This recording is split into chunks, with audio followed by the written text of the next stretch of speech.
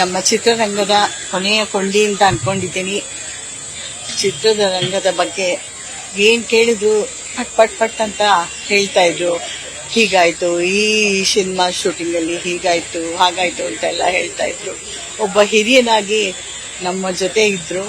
ಈಗ ಆ ಮನೆಯ ಹಿರಿಯನನ್ನ ನಾವು ಕಳ್ಕೊಂಡಿದ್ದೀವಿ. ಸಾವು ನಿಜಕ್ಕೂ ಸಹಜ, ಅದು ಬಂದೇ ಬರಬೇಕು, ನಾವೆಲ್ಲ ಹೋಗ್ಬೇಕು. ಆದರೆ ಇವರು ಎಷ್ಟು ಉತ್ತಮವಾದ ಸಾವನ್ನು ಪಡೆದಿದ್ದಾರೆ. ಅವರೆಂತ ಒಂದು ಕರ್ತವ್ಯದಲ್ಲಿ ನಿಷ್ಠೆಯಿಂದ ತೋರಿಸಿದ್ದಾರೆ.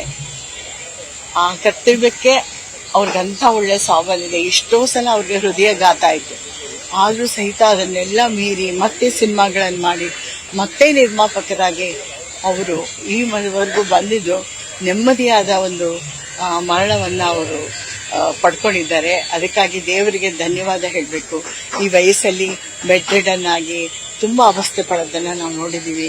ಆದರೆ ಅವ್ರಿಗೆ ಹಾಗೇನೂ ಆಗಲಿಲ್ಲ. ನೆಮ್ಮದಿ, ಒಳ್ಳೆಯ ಕುಟುಂಬ, ಮಕ್ಕಳೆಲ್ಲ ತುಂಬಾನೇ ಒಂದು ಗೌರವಾನ್ವಿತ ಕುಟುಂಬ ಅಂತ ಹೇಳ್ಬೋದು. ಅವರಿಗೆ ಈ ನೋವನ್ನು ತಡ್ಕೊಳ್ಳೋ ಶಕ್ತಿ ಕೊಡಲಿ ಅಂತ ನಾನು ದೇವರಲ್ಲಿ ಪ್ರಾರ್ಥಿಸ್ತೀನಿ. ಹಾಗೂ ಅವರ ಆತ್ಮಕ್ಕೆ ಶಾಂತಿ ಸಿಗಲಿ ಅಂತ ಪ್ರಾರ್ಥಿಸ್ತೀನಿ. ನಮಸ್ಕಾರ.